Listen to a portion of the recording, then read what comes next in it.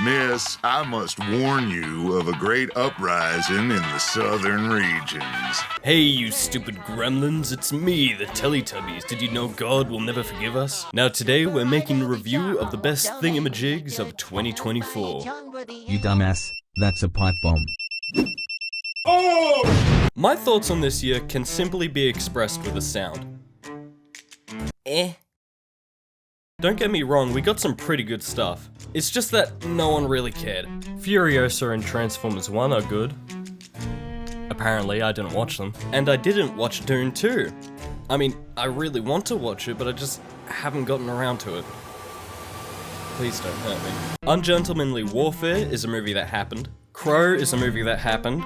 Twisters is also a movie that happened. Borderlands. I'm gonna kill myself! I finally got around to watching the Harry Potter movies, and they're all very good, but they don't hold a candle to Lord of the Rings.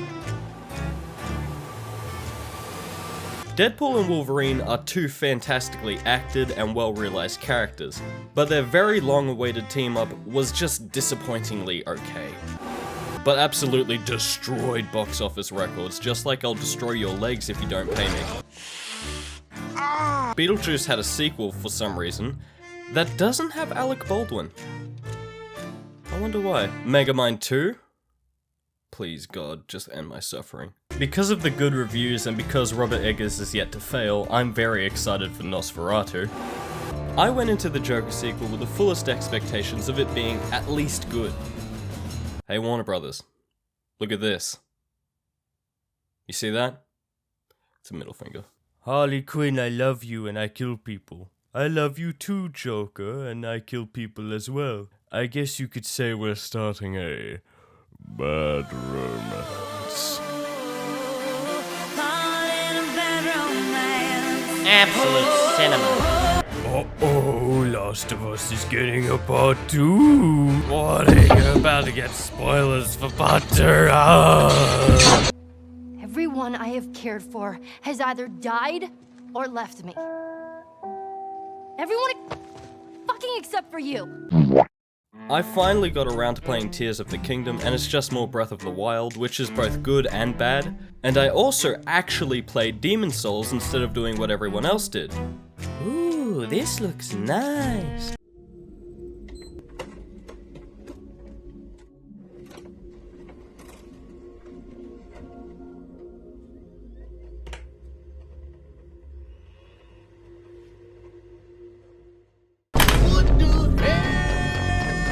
Star Wars Outlaws, Skull and Bones, Concord. Oh wait, you serious? Let me laugh even harder. The DLC for Elden Ring was better than most games we got this year. No one cares about Assassin's Creed. Remember seeing the GTA 6 trailer and thinking, geez, 2025 is ages away.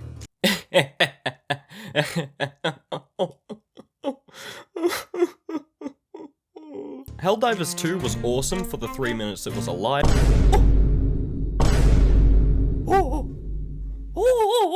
Yes! Yes! It was confirmed that the PS5 is in its latter years of its life. In my opinion, I think everyone's a bit burnt out on PvP shooters. But Marvel Rivals in the finals is pretty good, I guess. Look at that. On me, above. Oh, my fart machine is a beast! Bro! Come on. Come on, mate.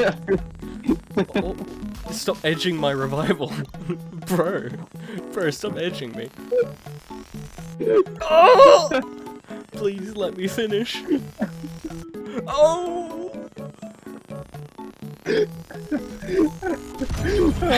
You weenie. And also the PS5 Pro got announced. Last of Us Part 2 Remastered makes me want to puke, and Suicide Squad Kill the Justice League makes me want to jump off a bridge. Here, please hit me as hard as you can. Suicide Squad Update 1.019 is out now. Don't hold back. Now to the meat! The meat. Glob, my life is like a fart.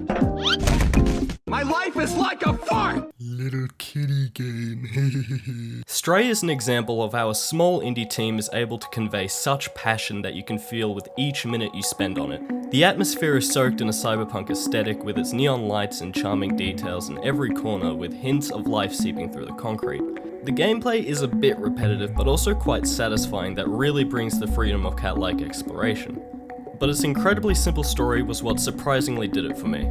In many ways it feels akin to a classic Pixar animation, with innocent and likable characters, all with varied and distinct personalities that never become overbearing. I want you to give it up for Robo Bitch. There were moments I laughed and there was moments where I was genuinely intrigued, and even moments where I found myself getting a little bit emotional. Ha!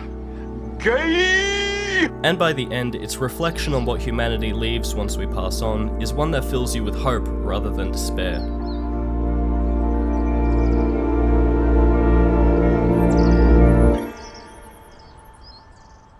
And it's a game where you play as a cat, like, come on, you're an idiot.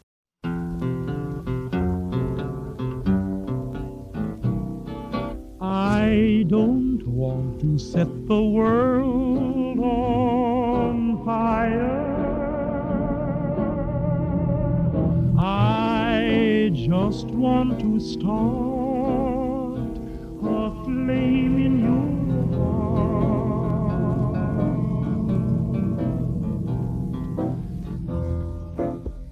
In the last 10 years, people have started taking the stories of video games more seriously, and there is no better evidence of that than the rise of adaptations. And Fallout is an adaptation made in heaven, in that there's no storyline to strictly follow or characters to be faithful to. They just need to nail the sprawling lore without tirelessly explaining everything, slap a good story in it that revolves around that lore, and hold true to the dark humor and horrific drama that fans grew to love.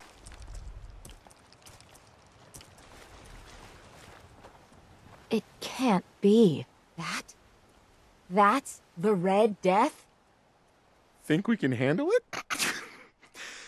We could always call in the Marines. Oh, ha ha. And I'm glad to say, Fallout did all of that and then some. But what surprised me is how they were able to do something completely different while still being absolutely faithful to the source material. With people who are unfamiliar with Fallout, there is a risk of not hand-holding enough or too much, and although I feel like Fallout stumbles in a few areas in that regard, it's still worth your time. Please, please kiss me on the mouth. Nobody's eating anything. Not you, no one. Do you understand what I'm saying? No one.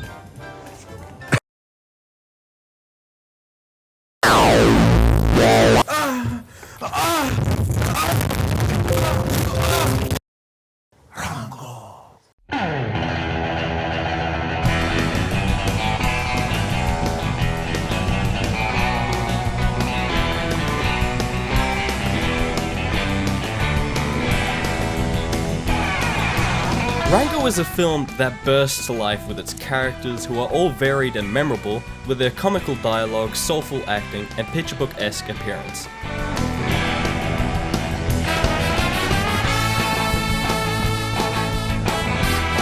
But what's insane is how unmentioned the power of its drama can be.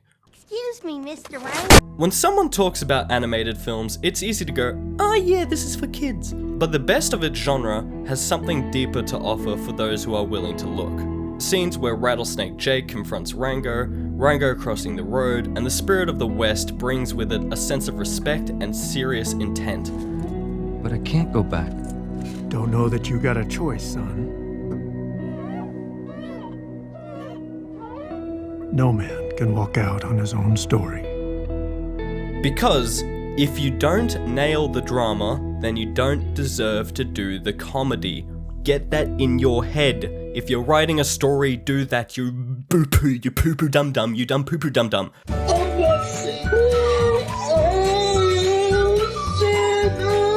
Superhero fatigue is so prevalent that even hating on it has become boring. However, it's always fun to revisit them and enjoy what was shaking the earth back then. With that said, I found myself replaying something that made me remember why they were so successful. You're not dying, it just feels like you are. As I tear your mind apart, Gotham will watch. I will cut that mask from your face, and the whole world will see the fear in your eyes. Then they too will understand. There is no savior. No more hope.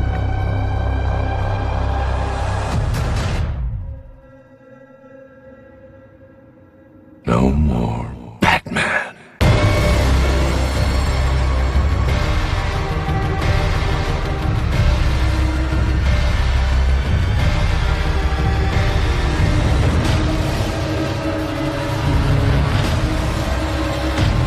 And when the dawn comes, when Gotham lies in ruin, and I turn my gaze to the world beyond, the legend of the Batman will be worth nothing at all.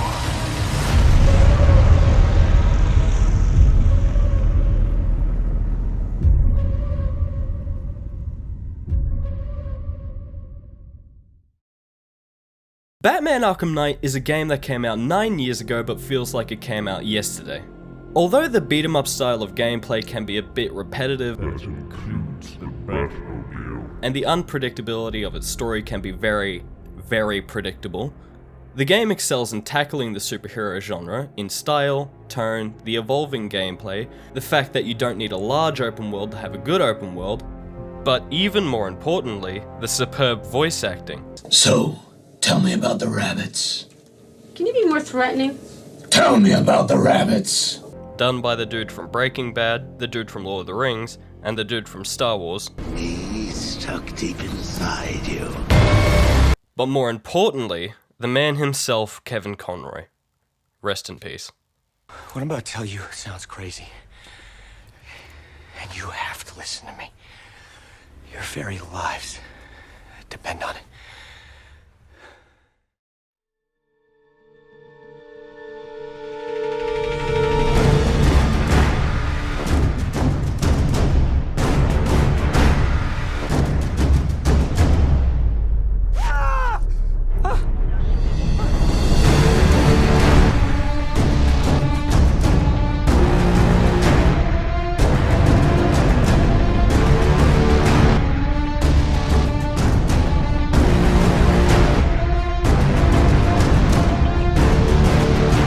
Coming here every day and I'll train you. You already have.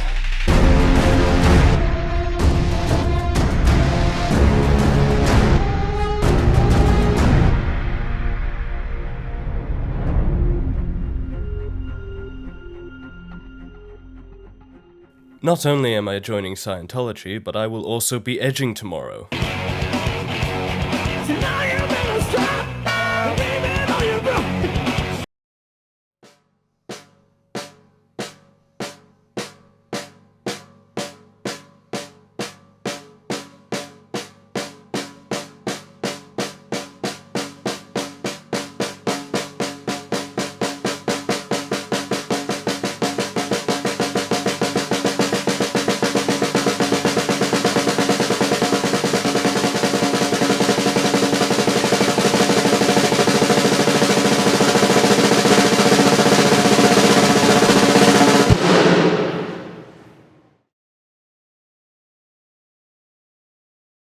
Whiplash is a film about obsession and the destruction it can create. It's a film carried by its tense moments of raw, bitter acting, as the two-faced Fletcher demands something as simple as it is impossible: perfection.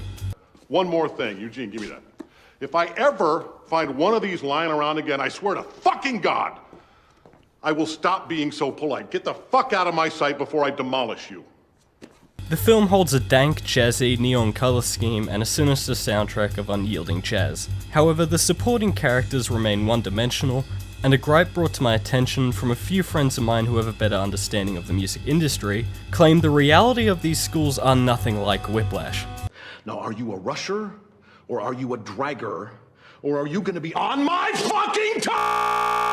There are no abusive obsessions, no bitter rivalries, and no demanding creators. However, it feels impossible to picture this story being told in any other medium, and as true as it may be, I feel there should be an element of disconnection to reality when embracing a story such as this, because the fruits of what this film offers go beyond the reflection of reality, but an example of how a delusional passion can destroy a life, with an ending that is as ambiguous as it is jaw-dropping.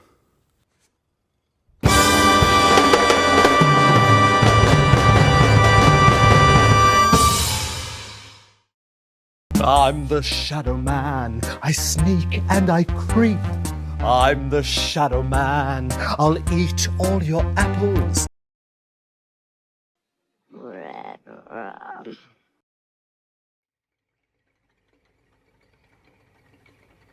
Red rum. Red rum. Red rum. Red rum.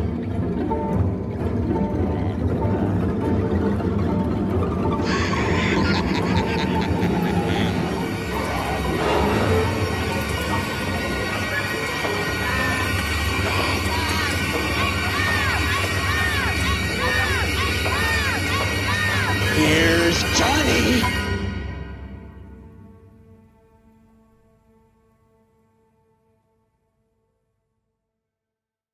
In a time where horror was held by a chokehold of cheap jump scares, monotonous gore, and monsters with tangible and exploitative weaknesses, The Shining indefinitely holds itself above them, as it's not a conventional horror film, but one that has an enrichment found in its engaging obscurity. The perfect casting of expressive actors that are impossible to take your eyes off of, themes of abuse and their near impossibility to escape from, their ambiguity hypnotizing the audience, the dread-infused music that fills the audience's lungs, the labyrinth of answers and questions incentivizing the riddle of what the flipping heck is actually happening, and the hundreds of theories that come with it. And it ends in such an eerie, jaw-dropping moment that reveals the final piece of the puzzle for a picture that is completely unknown. I'll be remembering you, whatever else I do. Midnight, where the stars and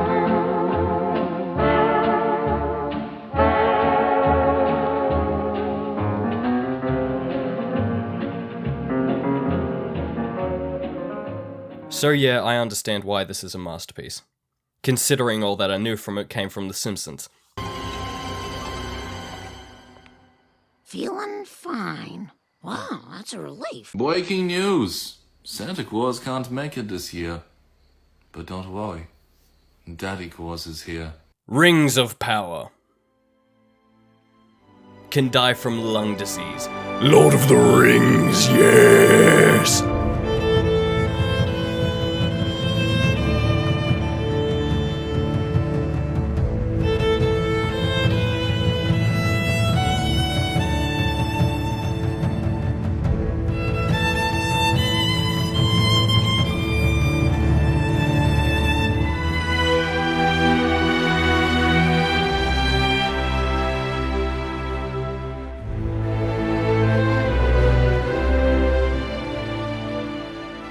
I feel like I've already said everything I can about Lord of the Rings, considering that literally half of my fantasy genre video is just me glazing it.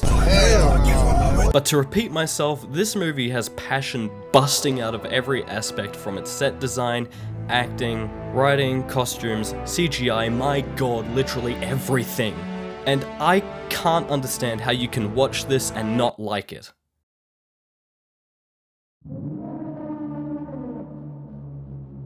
I'm looking at you, Josh.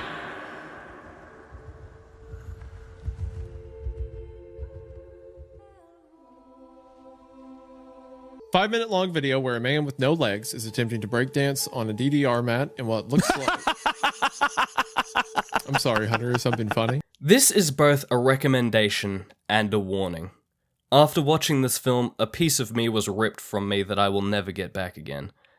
When I say this film broke me, I mean it broke me. Not because of anything like a train scene from Invincible or a knife scene from Saving Private Ryan. It's not just a scene, it's a whole movie. Although the horrors of war have been filmed 100 times, it's never been done like this.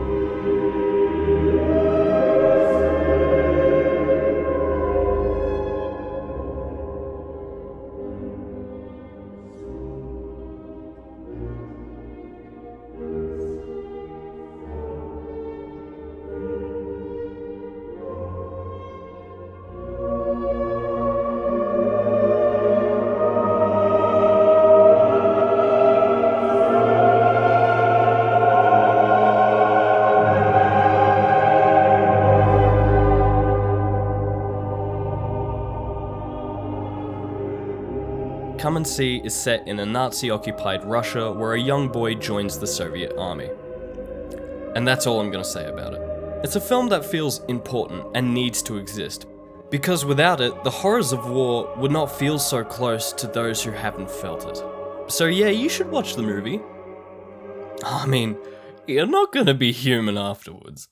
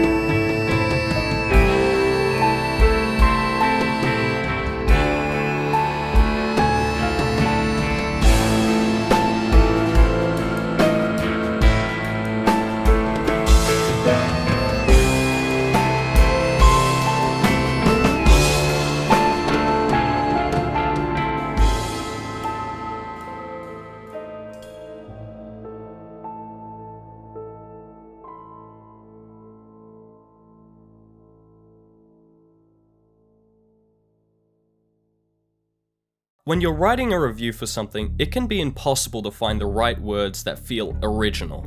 There are only so many ways you can say a film is good without it being a regurgitation of someone else's words. However, I feel that Logan is a film way too many people slept on, saying, I'm not interested in X-Men or anything like that. But my brother in the government watch list, neither am I all that much. And Hugh Jackman has said it best. We made this film that was deeply personal and a very different kind of X-Men film.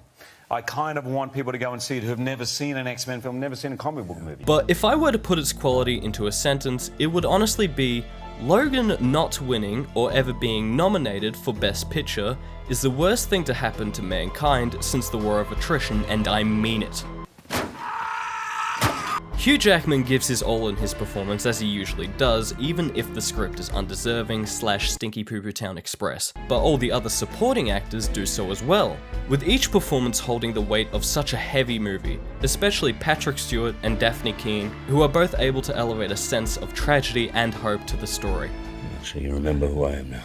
I always know who you are, it's just sometimes I don't recognize you. The score is something that gives the film such a grounded and depressingly memorable tone. This is both haunting and beautiful, with its slow use of grand piano and harmonicas. However, where it shines is the story. It's an incredibly simple premise, but with that said, it brings with it an immense freedom to study the character, and that's where the film transcends entertainment and becomes literal art, you dumb penis. It serves almost as a tribute to the character of Wolverine, with the respect and faithfulness to its essence of his brutality and humanity, as this old and broken man is forced down a road of redemption through fatherhood. And I understand what that sounds like. But it's actually just a really freaky version of art. And by now you should be able to tell it's not like most superhero films, as it aims to be something far less of a grand CGI orgy, but rather a more grounded and character-focused film with its slow progression, as in the end, Logan is a thoughtful Western. Yes! Yes! The success of this film is mostly due to James Mangold, the inspiration of Old Man Logan and Unforgiven, but mostly Jackman himself. And also Jerry Seinfeld, that's actually not a joke. Like the film's inspiration, Unforgiven was a send-off for Clint Eastwood's performance in the Western world, and the end of Logan was made to be a landmark for the end of Hugh Jackman's 17-year role as Wolverine. Logan allows him to expose the soul of the character in ways the audience won't forget. This all culminates for a film that was the perfect send-off for Wolverine. Until it wasn't. Now, as much as this film didn't suck, just the fact that it simply exists puts a taint on Logan's legacy. What are you, the internet? Yes. But that's if you let it. Because Logan, at the end of the day, is up there in the top 20 greatest films ever made. Let me explain that to you with a small scene from the movie. He sits at the end of his bed as he psychs himself into the pain of fixing that which is involuntarily killing him. Once he does so, he glares into the shining blades covered in blood on his hands. That which is his legacy and his curse. The combination of his heroism and merciless brutality. He takes a swig of bourbon and bandages himself. He looks to his dog tags, as he either tries to remind himself of the man he is, or forget the monster that he was, as he lays his head down with the simple hope of sleep.